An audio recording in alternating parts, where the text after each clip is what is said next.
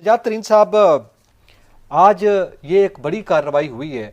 आपको पता है जो जंग की मुख्तलिफ शक्लें हैं और इस वक्त जो हमारी जंग की शक्ल है उसको जो नाम दिया जाता है वो अपनी नौयत पे है, मगर इसके साथ ये जो साइबर वार है इस वक्त, यानी मोबाइल डाटा की अभी बात आई है, इसी तरह के डाटा हैक करने की बात आई है। एक वाकया चैनल के हवाले से भी पहले सामने आ चुका हुआ है।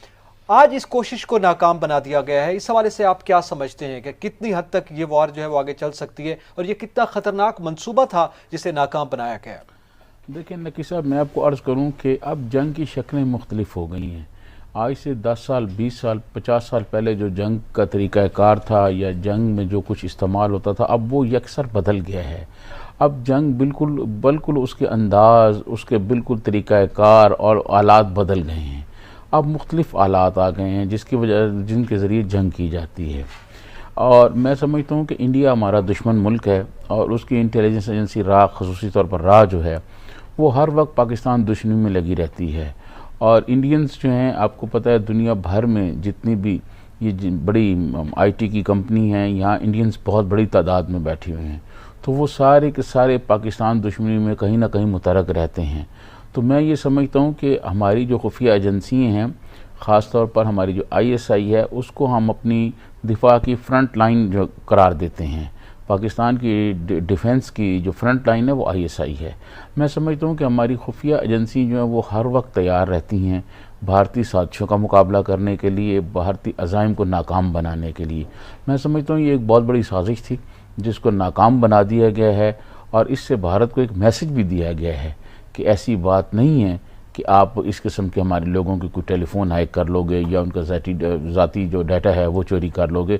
मैं समझता हूँ ये बहुत मौसर जवाब दिया गया है साजिश को नाकाम बनाकर, और उनको ये बता दिया गया है कि पाकिस्तान के जो खुफिया इदारे हैं वो अपने मुल्क की हिफाजत करना जानते हैं। जी अच्छा, इसी हवाले से ये जो डाटा हैक करना है, डाटा चोरी करना है, ज़ाती तौर पर वैसे तो आपके इल्म में है, आपने एक बड़ा वक्त मुख्तलिफ हुकूमतों को भी देखा है और आप सहाफ़त की दुनिया से भी वाबस्ता हैं, आपने एजेंसीज़ की कार्रवाइयाँ भी देखी हैं।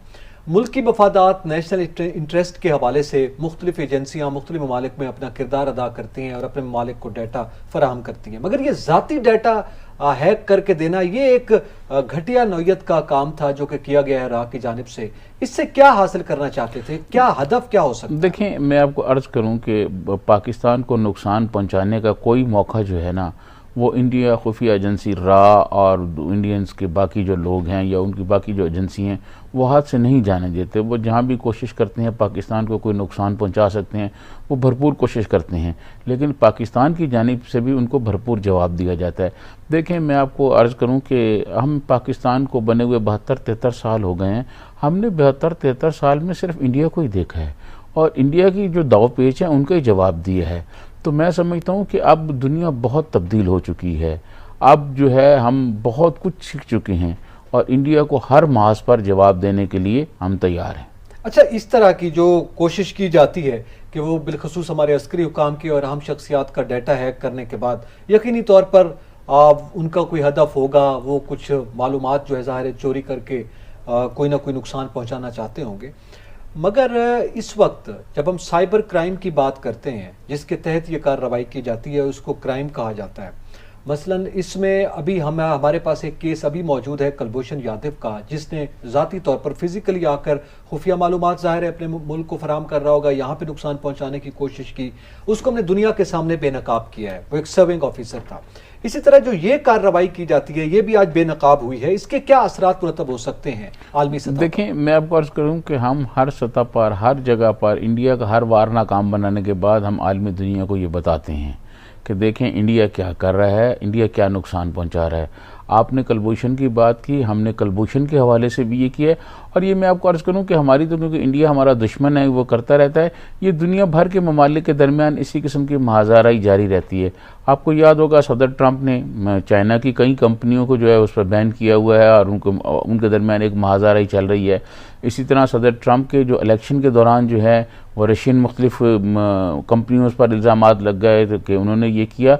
ये तो चलता रहता है ये, लेकिन इसके लिए जवाब के लिए तैयार रहना ये एक बहुत बड़ा, मैं समझता हूँ, कारनामा होता है ताकि हमारे मुल्क को नुकसान ना हो, کسی قسم کا کوئی ڈیٹا، دیکھیں یہ جو ہمارے اہم لوگ ہیں ان کے اگر پرسنل ڈیٹا چوری ہو جائے تو کوئی نقصان ہو سکتا ہے ملک کا، تو اس کو بچانے کے لیے ہماری ایجنسیاں جو ہیں وہ تیار رہتی ہیں.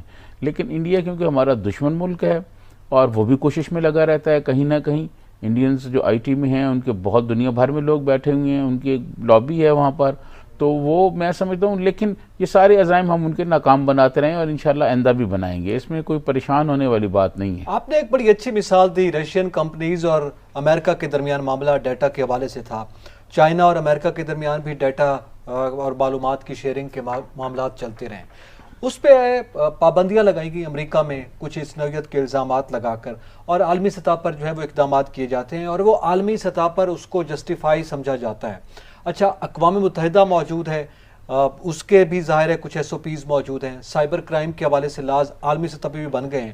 اس کے بعد کیا یہ ممکن ہے کہ پاکستان عالمی سطح پر یہ آواز بلند کرے کہ اس نوعیت کے جو ڈیٹا چوری کرنے کی بات کی جاتی ہے تو سائبر کرائمز کے جو لاز ہیں ان کا نفاذ کیا جائے انڈیا پر، اس پہ کچھ کسی نوعیت کی پابندی جو عائد کی، کم سے کم مطالبے کی حد تک ہم کر سکتے ہیں یہ بات؟ دیکھیں میں آپ کو عرض کروں کہ جب یہ خبر آئی تو اس کے بعد میں نے مختلف سائبر کرائم کے لا کے جو ماہر لوگ ہیں میں نے ان سے بات کی، تو انہوں نے مجھے یہ بتایا کہ دیکھیں اس قسم کی چیزیں جو ہیں یہ چلتی رہتی ہیں، مختلف ملکوں کے درمیان چلتی رہتی ہیں اور دنیا بھر میں لوگوں کو یہ بتایا بھی جاتا ہے کہ جناب یہ ہمارے ساتھ ہو رہا ہے. تو میں سمجھتا ہوں اس میں پاکستان جو ہے یہ ابھی تو تحقیقات ہوگی، اس تحقیقات میں پھر اور بہت ساری چیزیں سامنے آئیں گی، تو جیسے جیسے چیزیں سامنے آتی جائیں گی میرے خیال میں ہماری پاک افواج کی جانب سے جیسے آج بتایا گیا ہے وہ بتائیں گے، ان کا ترجمان بتائے گا کہ وہ کیا کرنا چاہتے تھے اور وہ جو ڈیٹا چوری کرنا چاہتے تھے ذاتی قسم کا وہ اس کے کن مقاصد کے لیے تھا ان کے. یہ انشاءاللہ اگلے 2-4 روز میں آپ دیکھیے گا، جب اگلے ہفتے ہم پروگرام کر رہے ہوں گے تو بہت ساری تفصیلات ہمارے سامنے آ چکی ہوگی.